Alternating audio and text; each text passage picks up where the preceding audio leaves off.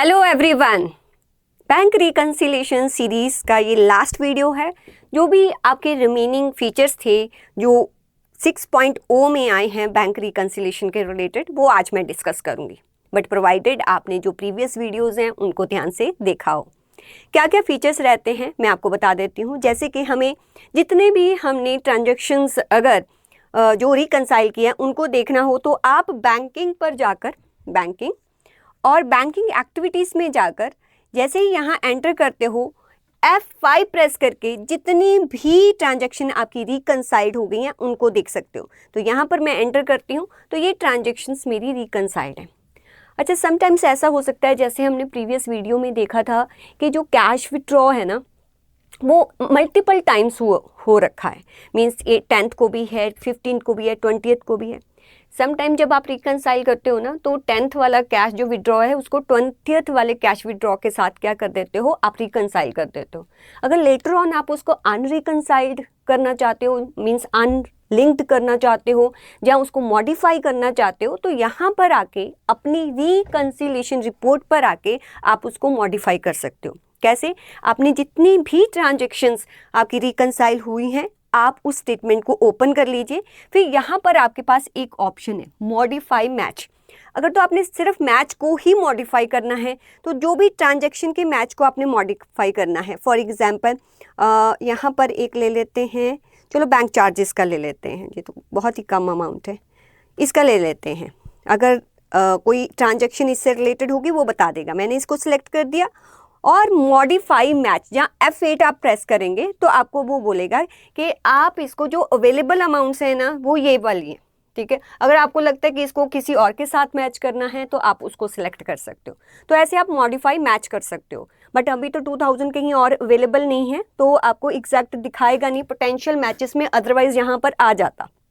यहाँ तो ये अवेलेबल है कि कितने बैंक्स में आपकी ट्रांजैक्शन और अवेलेबल हैं। अगर 2000 और भी कोई होता तो यहाँ पर दिखा देता कि इस ट्रांजैक्शन के साथ तो नहीं आपने रिकन्साइल करना, तो यहाँ पोटेंशियल मैच में वो ट्रांजैक्शन आपको नज़र आती। मान लीजिए मैंने मॉडिफाई नहीं करना है, मैंने ये जो ट्रांजैक्शन लिंक हुई है ना वो रॉन्ग लिंक हो गई है, तो मैंने इसका लिंक जो है वो ब्रेक करना है। तो यहाँ पर क्लिक करके मैं अनलिंक पर क्लिक कर दूँगी। जैसे ही मैंने अनलिंक पर क्लिक करूंगी ना तो वो रिकन्सिलिएशन रिपोर्ट्स में से चली जाएगी। मॉडिफाई मैच मतलब आपने मॉडिफाई करनी है, रहेगा वो रिकन्सिलिएशन रिपोर्ट में। अनलिंक का मतलब अब आपने दोबारा से उसको रिकन्साइल करना है। जैसे ही मैं बैक आती हूँ, पहले यहाँ 7 ट्रांजेक्शन्स दिख रही थी, अब 6 दिख रही हैं, राइट। तो मीन्स कोई भी ट्रांजेक्शन आपकी रिकन्साइल हो गई है तो आप उसको अनरिकन्साइल कर सकते हो। सेकेंड थिंग, जब भी आप व्यू रिकन्सिलिएशन करते हो ना तो यहाँ पर जिस भी बैंक ट्रांजैक्शन के साथ आपने रिकन्साइल किया है वो ट्रांजैक्शन भी आपको दिखाई देगी और आपकी बुक्स की ट्रांजैक्शन भी आपको दिखाई देंगी। आप चाहते हो कि अगर आपका रिकन्सिलिएशन बिल्कुल परफेक्ट हो गया है, आप चाहते हो तो ये ब्लू वाली जो ट्रांजैक्शन है अब हमारी रिपोर्ट में ना नज़र आए, तो इसको कैसे हटाना है? आपने हेल्प पर जाना है, F1 प्रेस कर दीजिए। जहाँ हेल्प पर जाइए, हेल्प पर क्लिक किया। आफ्टर दैट ट्रबल शूटिंग पर क्लिक कीजिए और यहाँ पर आप देख सकते हैं बहुत सारी ऑप्शंस आपको नज़र आ रही हैं। यहाँ आपने रीसेट बैंक स्टेटमेंट डेटा करना है। यहाँ आप क्या प्रेस कर सकते हो, देखो जो ब्लू वाला अल्फ़ाबेट है ना उसको भी प्रेस करेंगे तब भी ये ऑप्शन ओपन हो जाएगी।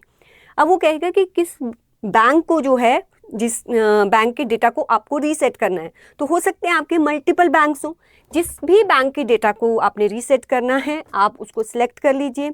और रिटेन रिकन्सिलिएशन स्टेटस, यस वो तो रखना ही है। किस पीरियड का करना है? मान लो आपने मार्च का करना है और आपने 10th मार्च तक सिर्फ करना है, जिस भी डेट तक आपने रीसेट करना। अगर बैकअप लेना चाहो तो बैकअप आप ले सकते हो।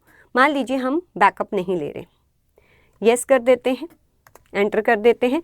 तो देखिए जो 10th तक जितनी भी ट्रांजैक्शंस होंगी उनका डेटा जो आएगा वहाँ पर आपको बैंक की ट्रांजैक्शन नहीं दिखाई देगी। 10th के बाद जो ट्रांजैक्शन रिकन्साइल हुई है बाया लिंकिंग, उसमें आपको बैंक स्टेटमेंट की ट्रांजैक्शन भी दिखाई देगी। तो ऐसे बाद में आप देखो, ये तो जब ये डेटा आएगा ना तो आप देख सकते हो जैसे हम मैनुअल रिकन्सिलिएशन करते थे ना, यहाँ पर इंस्ट्रूमेंट डेट देते थे, बैंक डेट, ये एग्जैक्टली उसी स्टेटमेंट में चेंज हो जाएगा। क्लियर? चलिए ये वाला ऑप्शन हो गया। एक और ऑप्शन देखते हैं। एक ऑप्शन होता है कि जब हम अपनी बैंक स्टेटमेंट को इंपोर्ट करते हैं उस टाइम ही जितने भी पोटेंशियल मैच हैं, ठीक है, जिसकी नरेशन ट्रांजेक्शन्स की मैच हो रही है वो अपने आप रिकंसाइल्ड हो जाए। जैसे कि हमने प्रीवियस वीडियोस में देखा कि उसने अपने आप कोई भी ट्रांजेक्शन को मैच नहीं किया था। हम चाहते हैं कि अगर उसको मिलता है, नरेशन सेम मिलता है, अमाउंट सेम मिलता है, तो अपने आप मैच कर दे, हमें रिकंसाइल करने की कोई भी ज़रूरत ना पड़े। तो उसके लिए आपने क्या करना है, आप बैक पर आइए। बैक पर आकर आपने ऑल्टर पर जाना है और बैंक के लेजर को ओपन करना है। जैसे ही मैं बैंक का लेजर ओपन करती हूँ, यहाँ पर हमारी बैंक कौन सी है, ये वाला। यहाँ पर आप एंड में ना, यहाँ सेट एंड ऑल्टर, सेट करना या ऑल्टर करना बैंक कॉन्फ़िगरेशन, इसको आप यस करेंगे। जैसे आप यस करते हैं, ठीक है, ये cheque book, cheque printing already आपकी क्लासेस में डिस्कस है। यहाँ पर आके आपने सेट ऑल्टर ऑटो रिकंसिलेशन जो कॉन्फ़िगरेशन है उसको चेंज करना है। तो हम नीचे आ जाते हैं, यहाँ पर यस करते हैं। जैसे ही यस करेंगे वो कहेगा कि जो डिपॉजिट है वो किस वाउचर में जाएं, जो आपके विड्रॉल्स हैं वो किस वाउचर में जाएं। तो यहाँ से वाउचर्स चेंज भी कर सकते हैं आप, और एंटर करके आप नीचे आए ना। यहाँ पर देखिए, identify exact match for reconciliation while importing statement and saving voucher। Means जो आइडेंटिफाई करे जब हम इंपोर्ट कर रहे हैं और वाउचर सेव कर रहे हैं तब करें, जब वाइल इंपोर्टिंग, हम कहते हैं वाइल इंपोर्टिंग स्टेटमेंट है ना, वो आइडेंटिफाई कर ले। क्या ऑटोमेटिकली जो भी उसने आइडेंटिफाई किए हैं क्या उनको ऑटोमेटिकली रिकंसाइल कर दे? यहाँ पर यस करने पर वो अपने आप रिकंसाइल कर देगा जब आप स्टेटमेंट को इंपोर्ट करेंगे, राइट। तो ये आपके कुछ फीचर्स थे, बस एंटर करके आपने सेव करना है और कुछ नहीं करना। तो जब भी आप कोई भी स्टेटमेंट जो है इंपोर्ट करोगे तो जितने भी एग्जैक्ट पोटेंशियल मैच उसको मिलेंगे वो रिकंसाइल अपने आप कर देगा। यहाँ पर जो है हमने जो रिकंसिलेशन किया उसमें हमने स्टेटमेंट को इंपोर्ट किया था, पर 6.0 में है कि आप अपने बैंक को अपने टैली के साथ सिंक भी कर सकते हो। मीन्स ये टैली का सॉफ्टवेयर जो है आपके बैंकिंग सॉफ्टवेयर के साथ लिंक हो जाएगा। तो जैसे ही आप अपने बैंक कनेक्शंस कहाँ नज़र आएंगे, यहाँ पर आप ऑल्ट Z प्रेस करेंगे। तो सबसे पहले अगर आप ऑल बैंकिंग ऑप्शंस में जाते हैं, जैसे ही जाते हैं तो आप यहाँ पर पहले लॉगिन करेंगे। लॉगिन कैसे करेंगे? जैसे मैं यहाँ पर लॉगिन करूँगी ना, तो यहाँ पर पहले मेरा tally.net जो भी मेरा नेट ID है टैली का वो मांगेगा, फिर मेरे पास से पासवर्ड वगैरह मांगेगा, फिर वो आपको पूछेगा कि कौन से बैंक को आपने लिंक करना है। तो अपनी कंप्लीट बैंक डिटेल आपको वहाँ पर देनी पड़ेगी। तो जैसे ही आप डिटेल दे दोगे तो आपके बैंकिंग सॉफ्टवेयर के साथ जो है जो भी बैंक है आपका, एक्सिस है, ICI, उनके साथ लिंक हो जाएगा। और लिंक यहाँ मैं लिंक नहीं करके दिखा सकती हूँ आपको, ठीक है। यहाँ पर फिर जैसे ही लिंक होगा आपको एक डायलॉग बॉक्स आ जाएगा कि आपका कनेक्शन जो है वो बिल्ड हो गया है। फिर उसके बाद आप ऑल बैंकिंग ऑप्शन में जाएंगे, आप यहीं से ही गेट स्टेटमेंट कर सकते हैं। आप अगर अपने बैंक कनेक्शंस देखना चाहते हैं तो आप एक से ज़्यादा बैंक्स को अपनी टैली के साथ सिंक करवा सकते हैं। तो कितने बैंक अकाउंट आपके टैली के साथ सिंक हैं, तो बैंक कनेक्शन पर जैसे ही क्लिक करेंगे वो आपको आपका टैली का ID मांगेगा, पासवर्ड मांगेगा, फिर आपको दिखा देगा कि आपके कितने बैंक से इसके साथ सिंक हैं। आप वहीं से ही स्टेटमेंट्स को इंपोर्ट कर सकते हो, अपने बैंक बैलेंस को देख सकते हो। तो ये नया फीचर है जो टैली ने अभी जो है 6.0 में लाया है कि आप बैंक से अब स्टेटमेंट मांगोगे, समटाइम वो स्टेटमेंट जो है यहाँ इंपोर्ट नहीं होती, एरर दिखाता है, बट सिंक होगा बैंक तो आपके जो स्टेटमेंट्स हैं ना इमीडिएटली आपके टैली सॉफ्टवेयर में आ जाएगी।